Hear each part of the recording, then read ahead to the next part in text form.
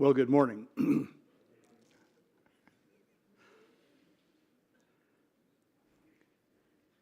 Glad everybody gets settled. Welcome. It's good to have you here this morning. Welcome to the Hughes family reunion.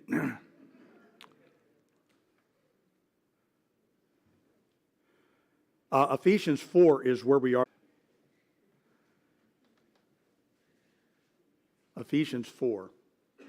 And I'm going to throw this out there right now because we're going to start something new and for us kind of radical and have in our Sunday morning services ask a couple of the men to spend a moment or two in prayer publicly. And so I don't know if any of you would, I didn't want to go around and solicit, but if any of you would be willing, I would like to have two guys pray this morning if anybody. John is one. You're just going to pray right from the floor. Is there another? Huh? What was your parameters? I will go over it in the morning service. I'll go over it. I'm going to read the verse. But we're going to try and keep it fairly on point. So, anybody else want to be brave and undertake it? All right, Dwayne, will you do it? Okay, so you two guys will be the first to start. Thank you. I appreciate that. So, we'll kind of map it out when we get to the morning service. Ephesians 4.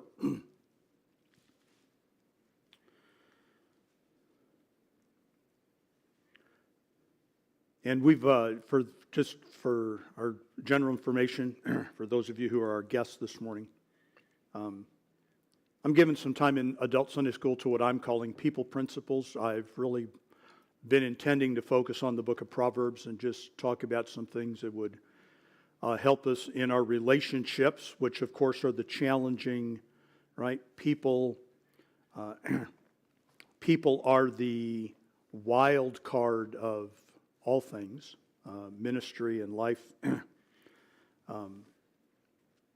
When I was in Bible college, I don't want to say pressure, but we were always talking about being asked to talk about a life verse, a life verse, and so I had chosen Ezra 7:10. You guys can come on in. Ezra had prepared his heart to seek the law of the Lord, and I can see if I can still quote it. Ezra had prepared his heart to seek the law of the Lord and to do it and to teach in Israel statutes and judgments. And then I pastored for a few years, and I changed my life verse to Proverbs 14:4, where no oxen are the crib is clean, but much increase comes by the strength of the ox. People are the wild card to things. We are the engine that God uses to get things done. And we are frequently the cause of exasperation on the part of other people. So I thought talking about some people principles might help us, and paramount in our getting along with other people are the way we speak to them and the way that we speak about them. And so we've started there this morning. We started there, and we continue in that this morning. Let's go ahead and pray, and we'll turn our attention to Ephesians 4. Father, may the words of our lips and the meditations of our hearts be acceptable in your sight.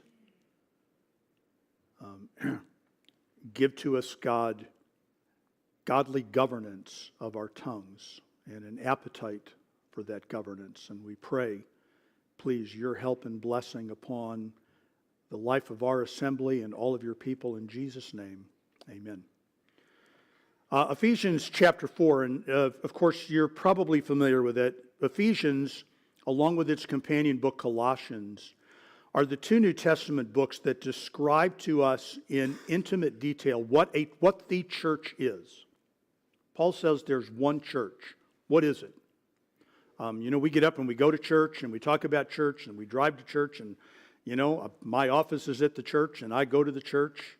But when the Bible is talking about the church, it is talking about one thing and one thing only. And the church is the entire corporate body of people for whom Christ died. Those that have believed on his name, that are bought with his blood. We are the church. And so in God's economy, it transcends a building, and I don't want to, because it's not my point this morning, I don't want to get into all the theological debate, but there's a whole body of believers, most of them are Baptists, who argue that there's really no such thing as what was sometimes called the universal church, or what used to be called the church triumphant, and that there are only local assemblies. But quite honestly, folks, without getting into a big fight about it, they're just flat wrong, and they are irrefutably wrong, except that they do not want to be refuted. So that's just a whole other subject matter. But what is the church? The church is the New Testament, the collection of New Testament saints that meets in local assemblies. And beyond any shadow of a doubt, the vast majority of references to the church in the New Testament are to people just like us. And I mean just like Westwood Heights Baptist Church.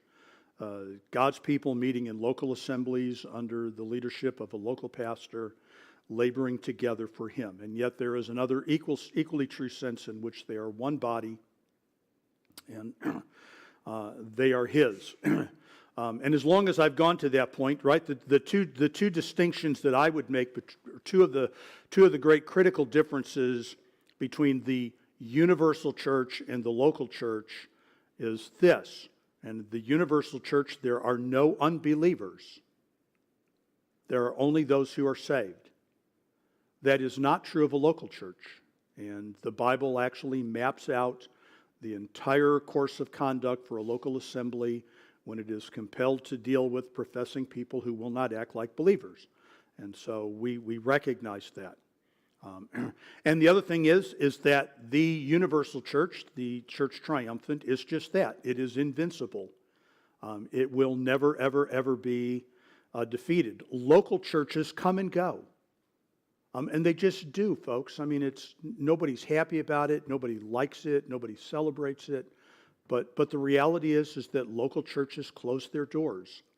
Their memberships age. They disband the membership. They deal with the buildings, and those are the kind of things that happen. And those things cannot happen to the universal church, but they do happen to local churches. So there's that dual existence again. Anyway, what a church is. In Ephesians chapter 4, then, Paul turns his attention to how the church should conduct itself. And here we're not focusing upon the church services. That's what Paul is dealing with in 1st and 2nd Timothy. The conduct of the assembly when it comes together and when it assembles as a body of people. But Ephesians 4 talks about what God is doing in a church and why God is doing it. Because we are His body, because we are His bride, we are being constituted into one pure, mature group of people who are worthy to be called His. And so that is where Paul then begins to turn attention. I want to begin reading in verse number 17, although verses 29 through 30 will be our text this morning, but to help us to get some idea. Paul talks right in chapter 4, he begins now to turn his attention to what we might think of as the more practical side. I don't know that that's really the best way to put it, right? And he talks about the offices and the gifts that God has given to the church for His purposes. And the last tier of that, and I mean no disrespect because I am one, are to the pastors and teachers. God has built the church upon, of course, Christ the foundation, and then the apostles and the evangelists and the prophets and the pastor/teacher. And then verses 12 through 16, why He is doing this for the maturing of the body. Right? On the one hand, God is pleased to have many members in His body, but on the other hand, He is looking to mature those members, not just to aggregate large numbers of immature people. Maturity is the goal. So, verse 17, this I say, therefore, testifying the Lord, that ye henceforth walk not as other Gentiles walk, in the vanity of their mind, having the understanding darkened, being alienated from the life of God through the ignorance that is in them, because of the blindness of their heart, who being past feeling have given themselves over unto lasciviousness, unrestrained lust is what the word means, to work all uncleanness with greediness. But ye have not so learned Christ. If so be that ye have heard Him, been taught by Him, as the truth is in Jesus, that ye put off concerning the former conversation the old man, which is corrupt according to the deceitful lusts, be renewed in the spirit of your mind, that ye put on the new man, which after God is created in righteousness and true holiness. Wherefore, putting away lying, speak every man truth with his neighbor, for we are members one of another. Be angry and sin not, let not the sun go down upon your wrath. Neither give place to the devil. Let him that stole steal no more, but rather let him labor, working with his hands the thing which is good, that he may have to give to him that needeth. And then the passage that we have this morning, let no corrupt communication proceed out of your mouth, but that which is good to the use of edifying, that it may minister grace unto the hearers, and grieve not the Holy Spirit of God, whereby ye are sealed unto the day of redemption. There's a bit of a pattern to what Paul has said there, and so much of what he has said is either directly related to speech or indirectly related to speech.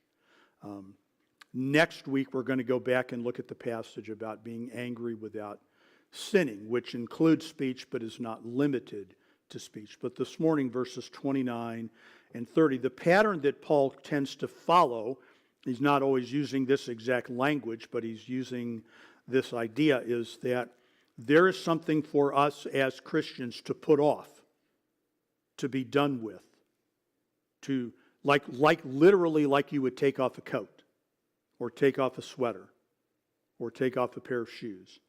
And there is something for us to put on. Again, literally like putting on an article of clothing. And the point that I'm making is that there is a consciousness and a deliberateness to this. We are not, folks, as believing people, just haphazardly meandering along, and lo and behold, what do you know? Something miraculous happens while we went to sleep, and we became good Christians. There is a conscious, deliberate, willful effort on the part of God's people, and God is incorporating them in this process. So stop doing these things, start doing these things, and then there is always an explanation given. Why would I do this? What would be the reason for doing? And the same format then holds true in verses 29 and 30. There is something to stop doing, something to start doing, and an explanation for why it must be.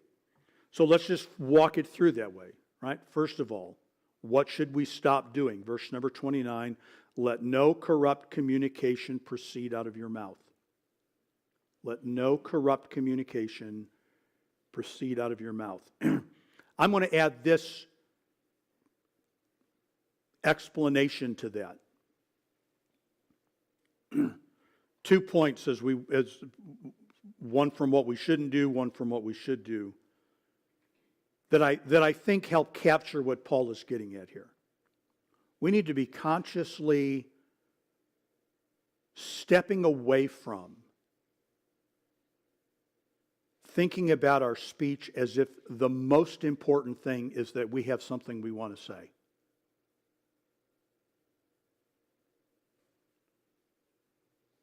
Because this is frequently where we get ourselves in trouble verbally. We want to talk. We're born to talk. We're talkers by nature. And we're sinful by nature. And we're proud by nature. And so we have a tendency to think that what we want to say really needs to be heard. And we get into a lot of trouble by determining that we're going to say something because it needs to be said. And sometimes things do need to be said. I'm not arguing against that. But look at the verse. Paul said, let no corrupt communication, we're going to come back to that, proceed out of your mouth. Now there's the verb, and the verb in Paul's using of the verb carries the idea that they need to put a stop to doing something that is already happening. And he's not beating up the Ephesians, but we do understand this, folks, right? We do understand this.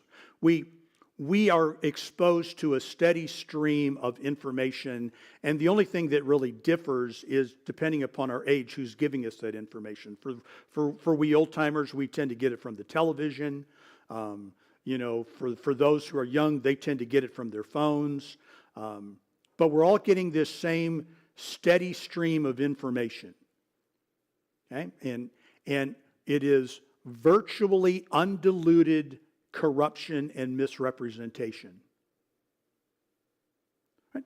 For instance, the recent school shooting. Nobody in their right mind would argue that there's any redeeming value in what happened. It is a tragedy from every dimension.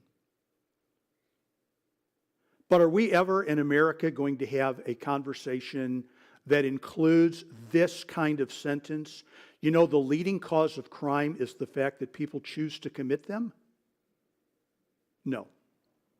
We just use bad action to advance political agendas.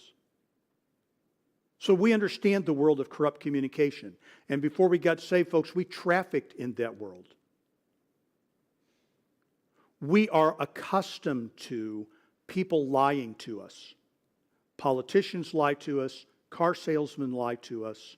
Television commercials lie to us. Large corporations lie to us. The medical profession lies to us.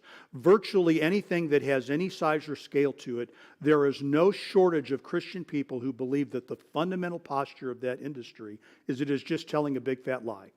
Doctors just want your money. Big pharma just wants your money. Big business just wants your money. Everybody's out to get you, and everybody's going to lie to you to get your stuff.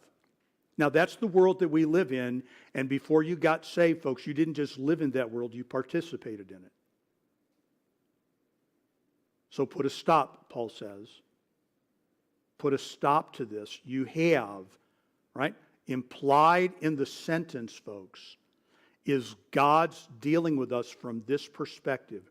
You have an ability to control your speech. You are not helpless. We are not helpless in what we say. We are not victims of a tongue that is uncontrollable. That is not the position that the Lord is going to take.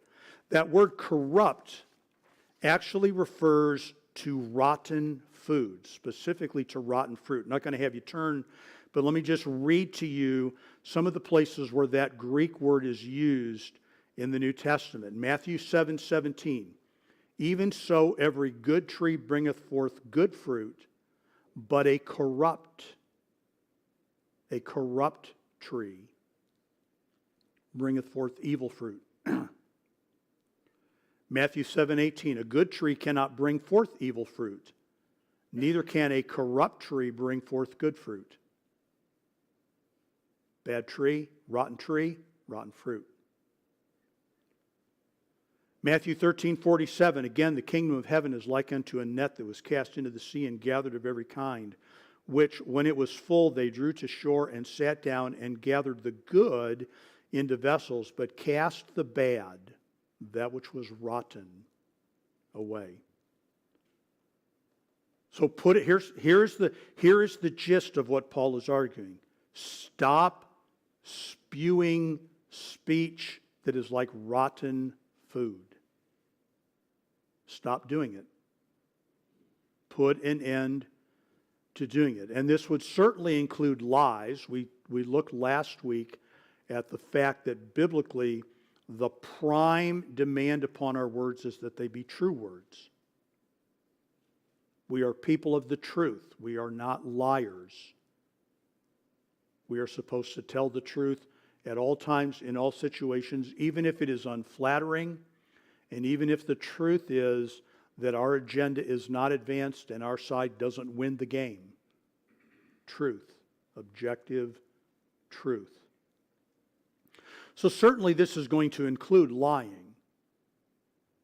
But I think that we can easily understand that there is a way to speak the truth that is pretty bad in and of itself. So God tells us to stop doing something, and He does that with the realization and the understanding that we have some ability. Now, James is very clear that our tongues are challenging to control. But that doesn't mean they can't be controlled. That just means that it's going to take supernatural help to control the tongue. The tongue no man can tame. Okay, I understand that. But as a believer, I'm not just operating in the power of my humanity. I have supernatural help. So, in Matthew 12:33, Jesus said, "Make the tree good and his fruit good, or else make the tree corrupt and his fruit corrupt, for the tree is known by his fruit. O generation of vipers, how can ye, being evil, speak good things? For out of the abundance of the heart the mouth speaketh." Right? My mouth is a reflection of the Lord of my heart. Out of the abundance of the heart, the mouth speaks. A good man out of the good treasure of the heart bringeth forth good things, and an evil man out of the evil treasure bringeth forth evil things. But I say unto you that every idle word that men shall speak, they shall give account thereof in the day of judgment. And we've already dealt with that God hears every word, God monitors every word. Jesus is not suggesting that every word is a bad word. He is just making the observation that no word goes unnoticed. I mean, if two guys are standing around simply having a conversation about the prospects of the Cornhuskers to have a winning season, look, right, for some of you, hope springs eternal. My point is simply this, right? God does not tune out that conversation. God doesn't say, well, they're not talking about me, and that has nothing to do with me, and I don't need to listen to that conversation. No, every idle word captures the attention of God. And this is because Matthew 12:37, "For by thy words thou shalt be justified, and by thy words thou shalt be condemned." I mean, the Bible talks, Jesus talks about our words and uses the analogy of them being fruit-bearing trees. That's what he's talking about there in Matthew 12. Make the tree good, and you'll get good fruit. Make the tree corrupt, you'll get corrupt fruit. What are you talking to me about? Are you talking to me about agriculture? No, I'm talking to you about your words. Good words, good fruit. Bad words, bad fruit. And James tells us that our words are like fountains of water, either life-giving, fresh, clean water or corrupted, polluted water. So, corrupt communication can be truth spoken brutally, or it could be just, to use our language, disinformation. We can speak the truth hurtfully. We can speak the truth arrogantly. There are all kinds of ways, folks, to simply be unwise and unskillful just in conveying the truth. And to come back to where I began, I think that we are particularly in danger when the main thing that is going through our mind is that we want to talk. Now, I'm not preaching down to you. I'm guilty of this. I'm well aware that I can interrupt and talk over people, right? Somebody talking, I want to say something. And when we get to that point, right, let no corrupt communication proceed out of your mouth. Let me give to you a proverb that it's not corrupt communication, but it touches upon the appropriateness and the timeliness of words and what a tricky challenge it can be to get all the components right. Proverbs 27:14. You may be familiar with the proverb. "He that blesseth his friend with a loud voice, rising early in the morning, it shall be counted a curse to him." So, your neighbor doesn't want to hear how much you appreciate him if you're shouting it through his window at 3 o'clock in the morning. He's not going to respond with, "Boy, I'm just so glad you woke me up out of a sound sleep and scared the daylights out of me to tell me how much you appreciate me." It's going to be counted a curse. So we just need to be careful, folks, right? I mean, here's the command. Stop allowing corrupt communication to proceed out of your mouth. We go, "But I have something to say." They need to be put in their place. Or I just have something to say. I mean, you read the book of Job, folks, and And you're well into the book of Job, and what you have are three men who just seem to be determined to talk even if they don't really know what they're talking about. All of which to come to the end and have God make that the judgment. These guys don't even know what they're talking about. I mean, you're just reading through all this poetry, and you're reading, and you're reading, and you're reading, and you're reading. And when God finally weighs in, he goes, they didn't say anything right about me. And yet it's all there, part of the inspired record for us. So what we need to put off, to go back to Ephesians chapter 4, verse number 29, stop allowing corrupt communication to proceed out of our mouth. So we should be ever cranking down the flow of that kind of speech. And then Paul tells us what we must do. And he doesn't say, but put on, but has the same force. Here's what we must do, but that which is good to the use of edifying, that it may minister grace unto the hearers.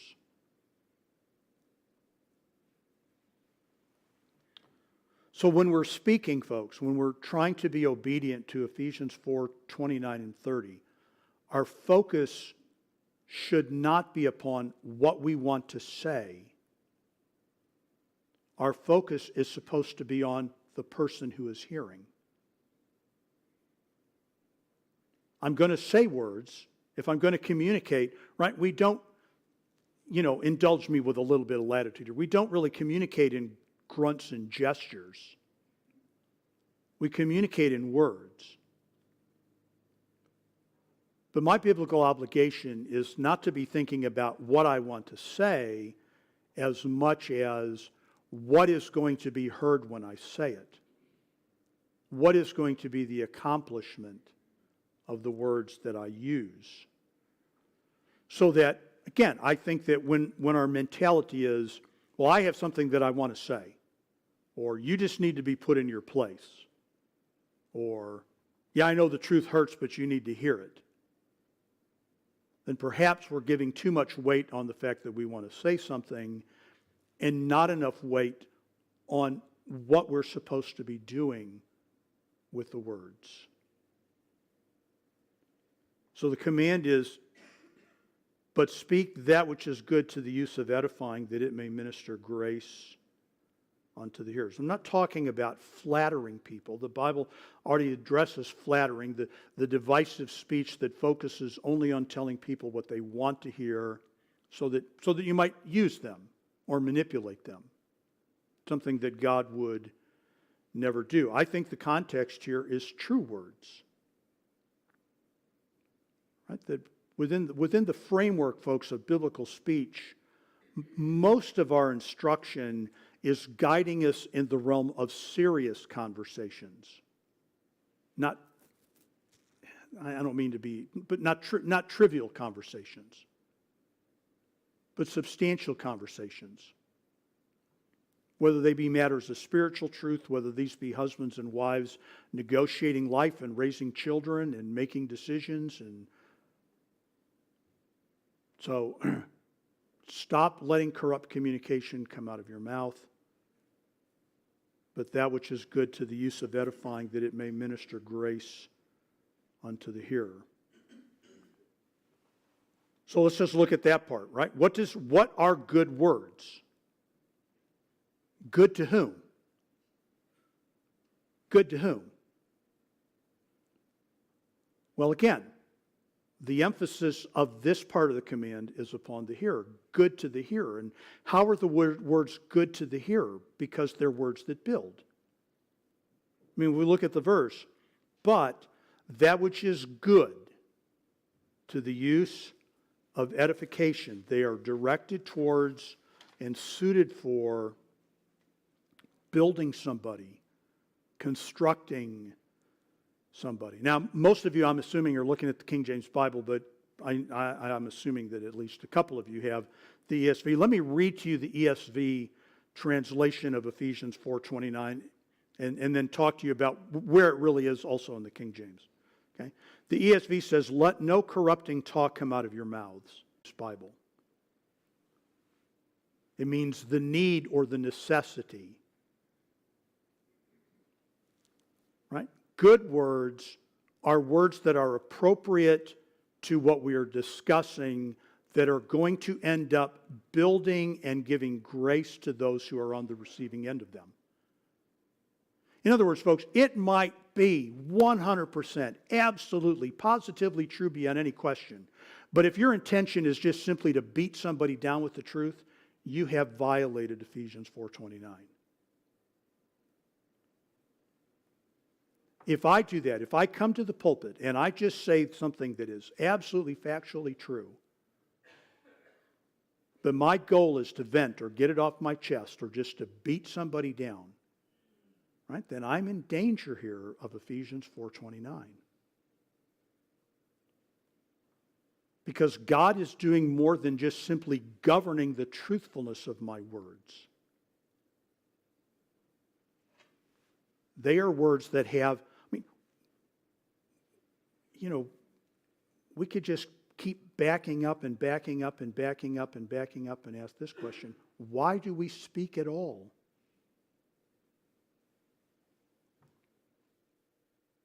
Maybe we could ask this question: why does God speak? If there's one God in perfect union, what is he talking about? For us, speech is the ability to communicate God's truth and God's will. That is its primary function.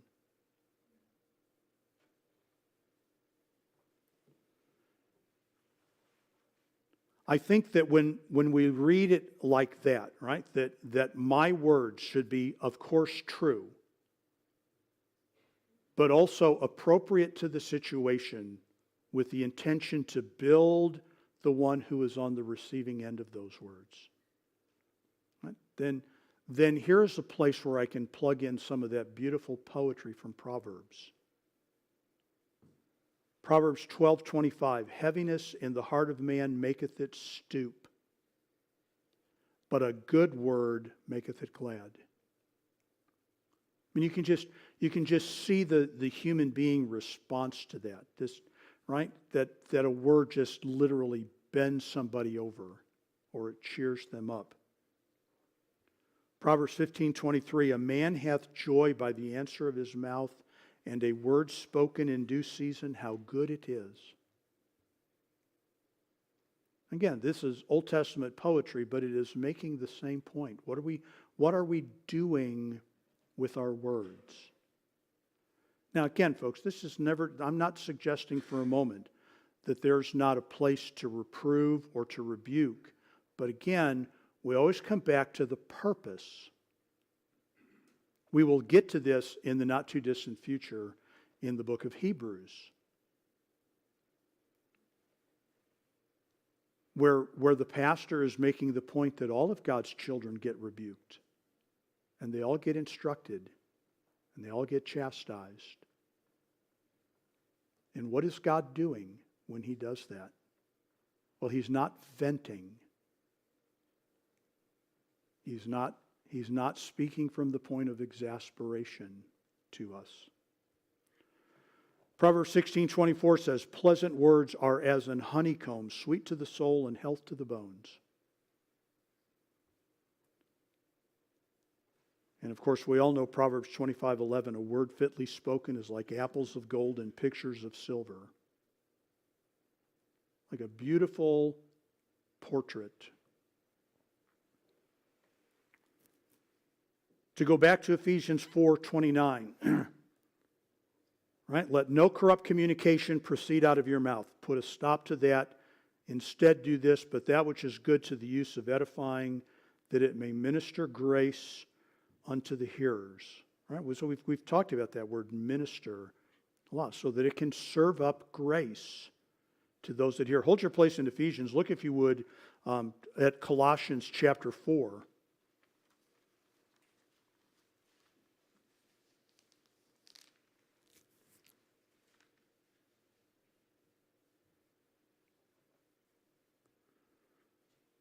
Colossians chapter 4 and verse number 6.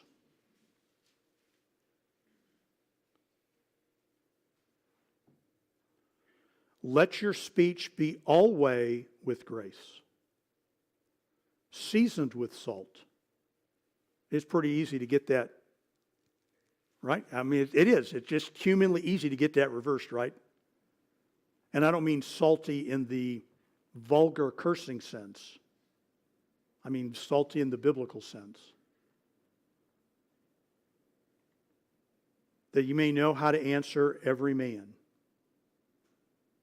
Always with grace. So that what I really need to be working on as a believer is not the fact that I want to say something, but that what needs to be said is going to be said in such a way to be of gracious benefit to the one who is hearing it, even if that is a rebuke. Faithful are the wounds of a friend. Right? Jesus spoke some very pointed words to some of his most faithful followers. But again, not just simply to beat them down and not just simply to express his own brokenheartedness or his own disappointment or even out of his own anger.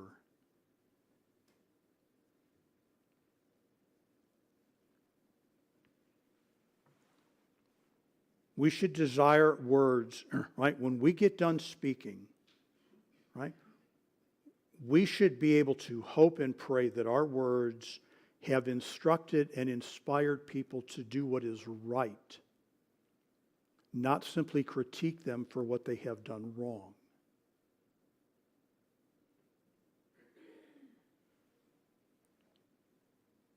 And my agenda should be to be a vehicle for God's good words, because God gave me speech so that I can do his will.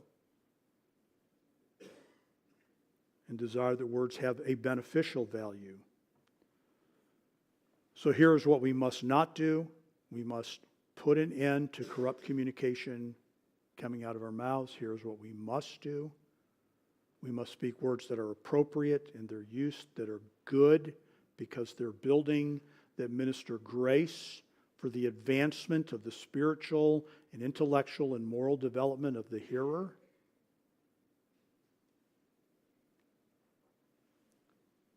And then in verse number 30, we have the explanation for this.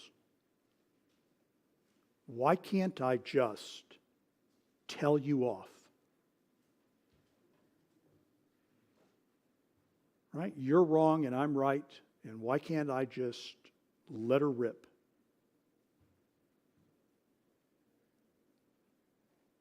Grieve not the Holy Spirit of God, whereby you are sealed unto the day of redemption.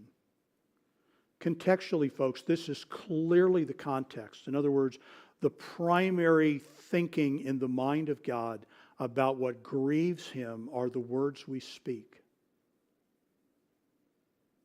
The corrupting words that come from the mouths of his people make him sad. I mean, there's just no other way to get around that. That's what the word grieve means. They make the Lord sad. The Lord is sad to hear us talk sometimes.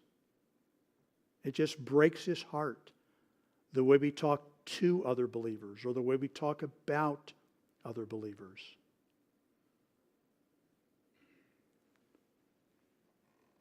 And there is no escaping. I mean, we are in this relationship that is eternal, whereby ye are sealed unto the day of redemption. So I mean, just think of it. Here's the Spirit of God. Okay? And he seals brother A. And he brings him into the family, and he is eternally into the family. And he seals brother B, and he brings him into the family, and they're eternally in the family, and they're sinners saved by the grace of God. And then they've got each other by the throats in their words. Very sad. That's very sad. Right? Just like when brothers and sisters, just like when I was the only boy. I mean, I'm one of two. I was the only boy. My sister was the only girl. We didn't always get along very well, but we were 4 years apart, so we didn't really fight a lot. Just like when your children fight with each other. Mom, how do you respond to that when your children are fighting with each other? It's very grievous. It's not what any parent wants. We wanted to have a bunch of kids so they'd hate each other's guts, and we just thought this would be a great party time. Right? I am the Lord's, you are the Lord's, and if my words against you are corrupt words instead of edifying words, God is sad. There's just no other way around that. We have exalted ourselves. And let me ask you to turn to one last passage. Look at that. I'm going to be almost on time this morning. We have company, so I thought I'd be on my best behavior. Go back to Ephesians Chapter 2 in verse number 10 to put all of this maybe into a little bit even larger context. The immediate connection here, folks, is why we are saved by grace through faith and not of works. Right? Verse 9, not of works, lest any man should boast, because we are his workmanship.